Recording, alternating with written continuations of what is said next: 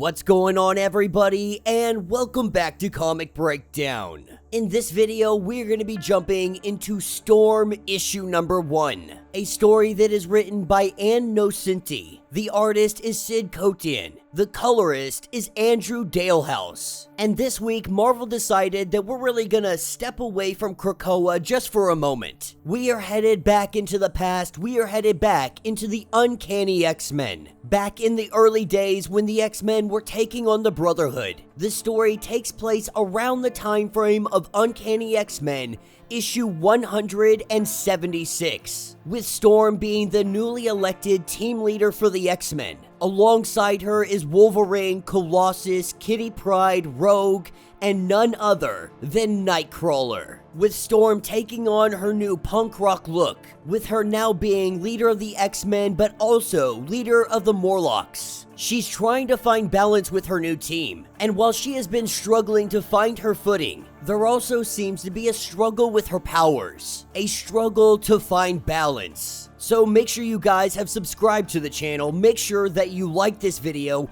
and with that being said, let's dive into this breakdown.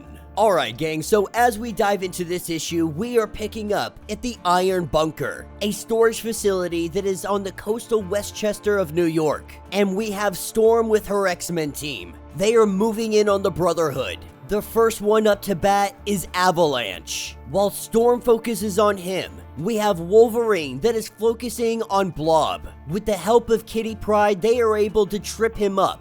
Blob and Avalanche, they run into one another, with the battle beginning to spill out across the amusement park. We see Pyro and Colossus going at one another, but when Pyro mentions Kitty Pryde's name, that's where we see Colossus, he really steps it up a level, and he is able to knock Pyro unconscious. And then we have Rogue versus Mystique, with Rogue only recently joining the X-Men. She now faces against the Brotherhood that was once her teammates. And we don't really see Rogue pulling any punches here. Rogue lays down one heck of a punch. This sends Mystique flying. And then there is Destiny. Nightcrawler has the full focus of her, bouncing from one location to the other, saying that she has become too dizzy to precog any of their maneuvers. With taking Destiny down, the Brotherhood has been defeated. And now the X-Men would like some answers. They would want to know what is truly going on here. And while Mystique goes on to say that the Iron Bunker has records of new mutants that they have been tracking down,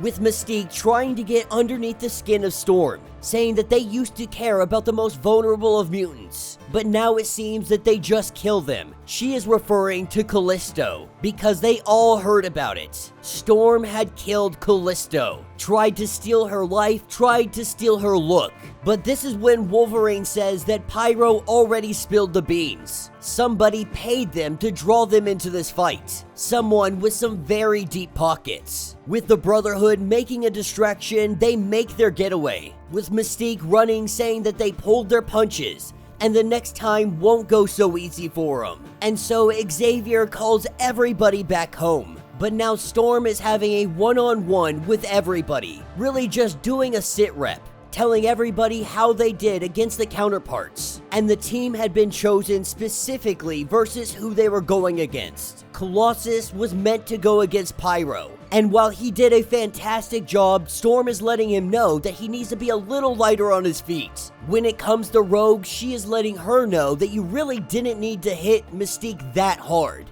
That sending her into orbit like that was a little bit of overkill. Storm believes that this is nothing more than showboating. And then we have Shadowcat. We have Kitty Pryde. Now Kitty Pryde was supposed to focus on Destiny, but she saw an opportunity to help Logan to take down Blob. But this is also a little more than that. Storm and Kitty were once really good friends, just recently, but ever since Storm has become leader of the X-Men, things have changed. Their relationship has changed, and we are seeing that play out in all kinds of different manners. But Storm is letting her know that you are going to follow the orders or you are out of the X-Men. The problem is, Kitty Pryde cannot trust Storm. She feels as if her trust has been broken. Now, Storm was once a goddess. Before that, she was a thief. On that battlefield, she was the Wind Rider. But looking at her right now, she's trying to take on this punker biker chick persona, asking what's next. Tomorrow are you going to be a goth glam princess? How can we trust somebody that flip-flops on who they are on the day-to-day? And even more than that, when you beat Callisto and now you rule the Morlocks. Yes, you may have taken on her leathers. You say this is to honor that position. But how can you be leader of the Morlocks and the X-Men? But Kitty Pryde says that there is something else going on with Storm. Something that she just simply can't figure out yet. But with a mission well done, our team gets a little bit of a beach day. Without wasting any time, all of them go to hit the waves. And while doing so, Wolverine and Storm have a little bit of a conversation.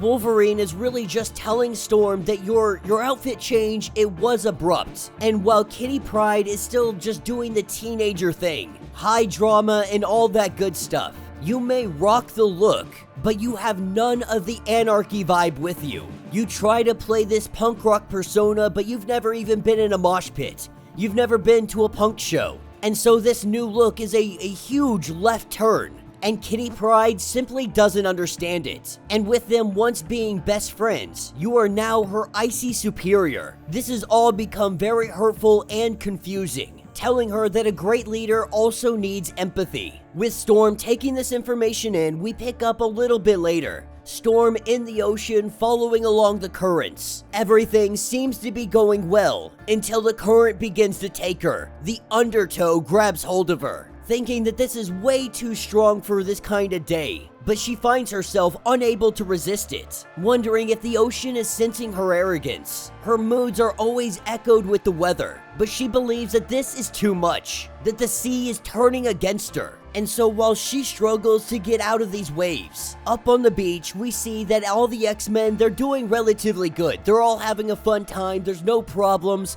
There's no undertow that is taking them. Nothing going on. When we see Storm coming out of the water, she seems to be struggling. But everyone wants to also give her distance. There's been a lot going on, and so they just want to put a little bit of space between them. And now Storm is trying to figure out what the heck just happened. How did she get caught in an undertow that is so powerful? One that she wasn't able to control, wondering if the sea itself was angry with her. While she contemplates all of this, we see some regular people making their way over to our heroes, with these guys just being obnoxiously drunk. They start talking some smack to Nightcrawler. All Nightcrawler does is make this guy bamf from one place to another. Kinda drops him into the water, puts his shirt around his face, shoes on his hand, all the fun stuff. Just messing with the guy. It just goes on to show that they are living in a time where mutant kind, they are still not loved. No matter what they do, no matter who they save. But with everybody heading out, we see Storm making her way down the road. On her motorcycle, she pulls over to see that somebody else is having problems. A man by the name of Travis. As he sits here and he works on his motorcycle, Storm pulls over to help out. Learning a little bit about this guy Travis, she learns that he is here for the Planet Expo, for the climate awareness event. He is here to try and change the world. He wants to do that with Neotech. What he did is built a bioorganic nanotechnology, right now having just small models of it, but it has the true potential to save the world. The Neotech, it vacuums up smoke, it converts it into clean air, it neutralizes carbon monoxide. Obviously, this could be revolutionary, with Storm going on to talk about the undertows that she experienced today, the ones that felt almost unnaturally strong, discussing on how this could be related to climate change. But we see the two of them drive off. Picking up later that evening, we have Storm arriving back at the mansion, and coming in only a few minutes behind her, we have Rogue and we have Kitty. Kitty Pryde going out and getting a whole bunch of tattoos, and this infuriates Storm, telling her that she's gonna get this removed because she didn't consult Storm, that she is a member of the X-Men. A tattoo is an identifying mark, saying that this leaves them vulnerable. A very silly concept considering one of your X-Men is a blue person. But Professor X tells everybody to just head up to their rooms, to go do your own thing and chill out a little bit. And so one by one, he brings them into his office, starting with Kitty. He understands what's going on with her. She is deliberately provoking Storm, and he doesn't need to read any minds to understand this. Really, he's just trying to let them know that he understands where they're coming from. He understands what's going on. And so, while he tries to work out all the trouble that is going on with the team, Storm has taken off. She went out to see Travis, because Travis said that he had a boathouse that was on the pier. But when she heads out there, she sees that it is storming a very, very bad storm, trying to draw this rain to her. We see it turn into giant hail. It seems the Storm is losing control of her powers. As bystanders see Storm doing this, they begin to freak out that one of the X-Men are causing all of these problems. This is when we see her new adversary, the villain that is now referred to as Blowback, coming in saying that he is going to help. We see all the hell. It is all stopped with a wave of his wrist, telling Storm that he rules the skies and must contain Storm. She goes to hit him with a lightning bolt, but this lightning bolt, it ricochets to the left. It accidentally hits somebody's boat and catches it on fire. That's when Storm recognizes she's gotta take this fight out to the ocean. Take it away from prying eyes and anybody that might be able to get hurt. Getting far enough away from the shore, she creates a whirlwind. She begins to spin Blowback. But while this is all ongoing, we see the whirlwind is stopped. We see Storm falling out of the sky. And that will be the end of this issue. So let me know what you guys think down in the comments. You know, I know there's quite a bit of people out there, or at least handfuls of people out there, that aren't a fan of the Krakoan era. Now, me personally, I love it way more than I love the Uncanny X-Men stuff. And that's not even to knock the Uncanny X-Men or the X-Men of the 90s, so on and so forth. It is just my personal preference that I much more prefer the Krakoan era. But it is also nice to just jump into the past for a little bit, to remember what it was, where mutant kind had started from, what led us to our inevitable point that we are at today. And it's also nice to see Storm not really sure of herself. You know, in the present day with Krakoa, we see that Storm, she is well aware of her powers, of her capability, of the things that she can do, her attitude as a leader. All of these things come into play in current day. But in the early days, she wasn't so sure of herself. She had a lot of self-doubt. She still missed Kenya, she missed Africa, and she was still trying to find her footing in the world of X-Men,